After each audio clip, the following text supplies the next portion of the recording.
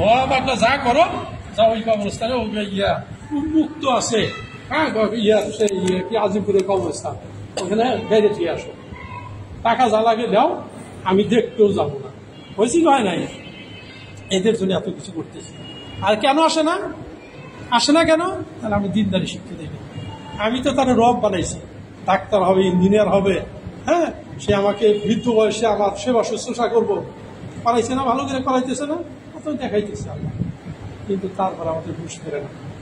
হ্যাঁ, এই জন্য মহাব্বত থাকতে হবে। আমার ছেলের প্রতি যদি মহাব্বত থাকতো, আমি ওরে একদিন মাওলা চলে গেছে, বলছে যে আমি যে বলি আমার ছেলের কথা শুনে কথা আইসে নিয়ে আসেন, লজ্জা করেন আপনার, আপনি কি ছেলের পা ধরছেন করে দিন কথা আপনি দেবেন, এর ছেলে যে জাহান্নামে জ্বলবে, আপনি কি করছেন?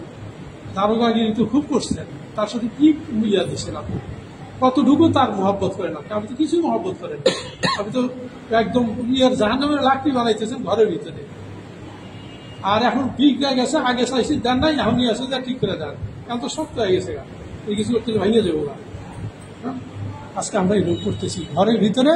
আমি তাহাজ্জুদ করি, আমি একদম আওয়াবিন করি, চাষ করি, কপালে দাগ করে গেছে, কিন্তু আমার ছেলে নামাজি করে, আমাকে ধরবে কি ধরবে না? ছেলে বলবো যে আমাকে তো ডাক্তার ইঞ্জিনিয়ার বানার জন্য খুব কিনে 2-3টা টি শার্ট দিয়েছিল, একটার পর একটা পড়া, ওই চা ভেতরে আসলে না, ওই বলে নাই। আর বাপে বলে নাই যে রেজাল্ট আবার যদি খারাপ করি, সে তো আমার রব বানাইছে, যদি রেজাল্ট খারাপ করি তাহলে ডাক্তার ইঞ্জিনিয়ার হইতে পারবো না, শেষ বয়সে তো অবলম্বনটা নষ্ট হয়ে যাবে। দুনিয়াতে দেখাইছে ভাই, দুনিয়াতে দেখাইছে একজন ডাক্তার বানাইছে গ্রামের লোক, ভাই এটা কিন্তু বানানো ইয়া না, একদম বাস্তব একটা ঘটনা বলতেছি, বর্তমানে আমাদের হইতেছিল দুঃখের কথা বলতেছি। ডাক্তার বানাইছে, বানাইতে গিয়া জমি জমা যা দেশে ছিল সব বিক্রি করছে। শেষ মুহূর্তে যখন ইন্টারনি চলতেছে, লাস্ট অবস্থায় কি করছে, ভিটাটাও বিক্রি করে দিচ্ছে, ভিটাটাও বিক্রি করে দিচ্ছে অন্য জায়গায়, ভিটা, হ্যাঁ অন্য জায়গায় ভিটা থাকে। ইন্টারনি করতেছে, ডাক্তার হইলেই তো কামাই, টাকাই টাকা, চিন্তা কিসে? এই ইন্টারনি অবস্থায় একদম সত্য, ইন্টারনি অবস্থায় এত অসুস্থ, এমন অসুস্থ হয়েছে একেবারে বোর্ড পড়ছে। একটা ডাক্তার দেশের সম্পদ, হ্যাঁ দেশ মনে করে দেশের একটা সম্পদ, কত টাকা এই এরা কি বাপ মা কি দেয়, তার অনেক টাকা বেশি খরচ হয়, কিন্তু ডাক্তার দিচ্ছে এমন মেশিনারি এত কিছু লাগে, অনেক খরচ হয়, দেশের সরকারেরও ইনভেস্টমেন্ট আছে ডাক্তারের, হ্যাঁ এত করে বোর্ড বসছে। কি করা যায়? বোর্ড বসলে এই দেশের জন্য বাঁচার আর কোনো সম্ভাবনা নাই। বাবারে ডাকছে যে এইবারে নিয়ে যায়, বাপে এসে পাঞ্জার কয়, বাবা তুই তো আমার শ্বাস পেয়ে দিয়ে গেছে, বাবা তুই তো আমার শ্বাস পেয়ে, ভিটা মাটি সব বিক্রি করলাম, তুই ডাক্তার হবি, একটু আমার অবস্থা পরিবর্তন হবে, তুই আমার শেষ।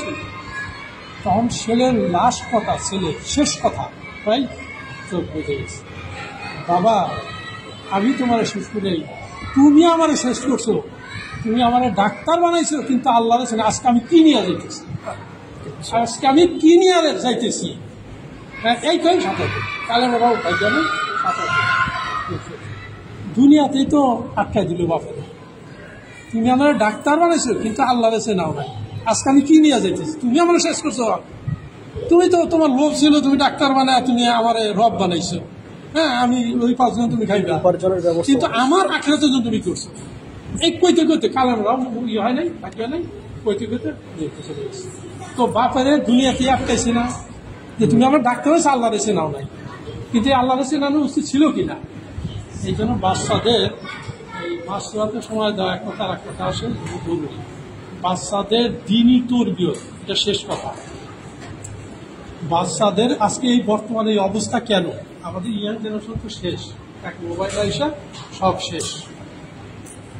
এর গোড়ার জিনিস হলো, যখন একটা বাচ্চা গর্ভে আসে, 5 মাস বয়স ছিল, ভাই শেষ কথা ভালো করে শুনে, সে গর্ভে আসে 5 মাস বয়স আসে হয়, তখন সে সবকিছু মায়ের গর্ভে সবকিছু শোনে সে। তাহলে মাটা কেমন হইতে হবে?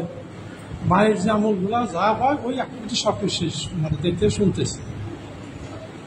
যখনই সে দুনিয়াতে আইসা গেল, বাপ্পার কাছে প্রাপ্য হইল 1 নম্বর, প্রাপ্য হইল ডান কানে আজান, বাম কানে আকাম। এটা বাপ্পার কাছে সে জন্মসূত্রে প্রাপ্য।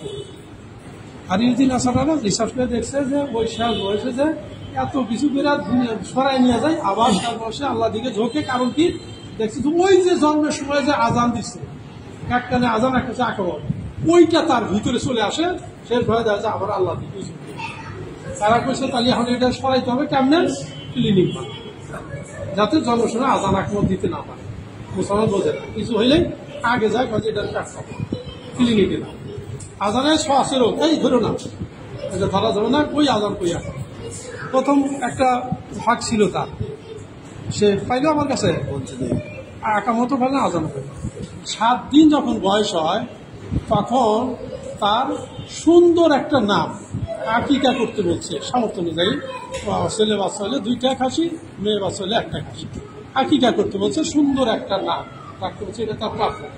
আজকে ঝোলটু বলটু কি মুসলমান নাকি নাম জিগাও বোঝা যায় না, বোঝা যায় না, মিক্সড হয়ে গেছে।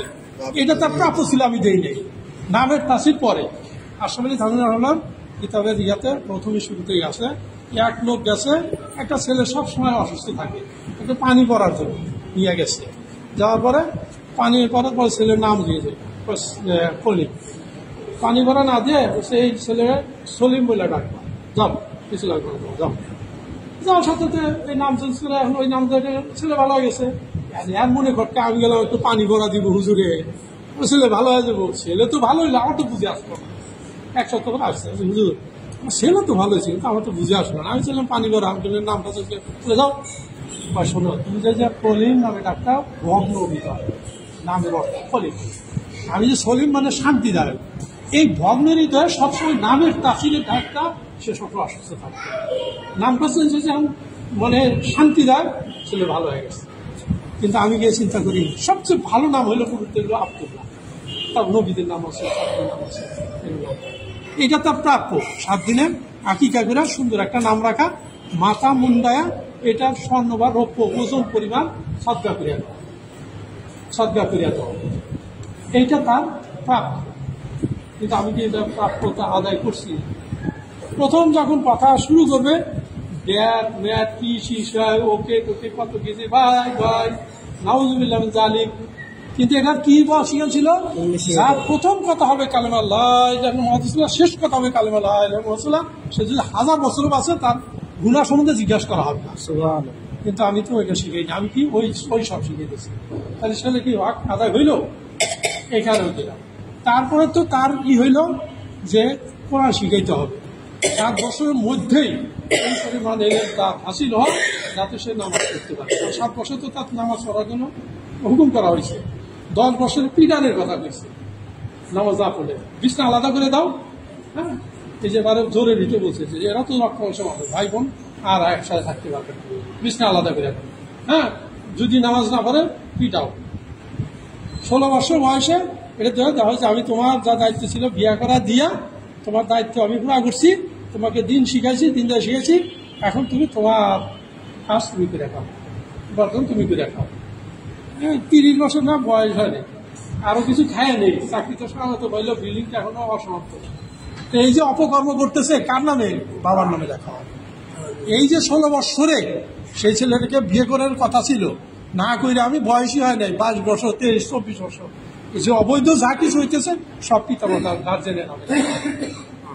তাহলে আমি ছেলে যে এই যে বিগড়ে গেছে, কই এসে কই কি দোষ কি আমার না, আমার হক আদায় করছি, আমি তো খালি ছেলের হক খাওয়ার চেষ্টা করি। এই জন্য ভাই বড় দুঃখের কথাগুলো বললাম, এখনো সময় আছে। নিজেও শেষ কথা, নিজেকেও জাহান হতে বাঁচতে হয়েছে, আহালকেও বাঁচাইতে হয়েছে। আহাল আমার ঘর থেকেই শুরু, শেষ পর্যন্ত একদম কি আলো উন্নত মহামাদে। কিন্তু আমার হায়াতের মতো পৌঁছবে না, শুরু আমি ঘর থেকেই করবো। আমার বিবি কিভাবে নামাজ হয়, আমার বাচ্চা কিভাবে নামাজ হয়, হ্যাঁ, তারপরে মহল্লায় মসজিদের 5 কাজ দিয়ে আমার মহল্লার হক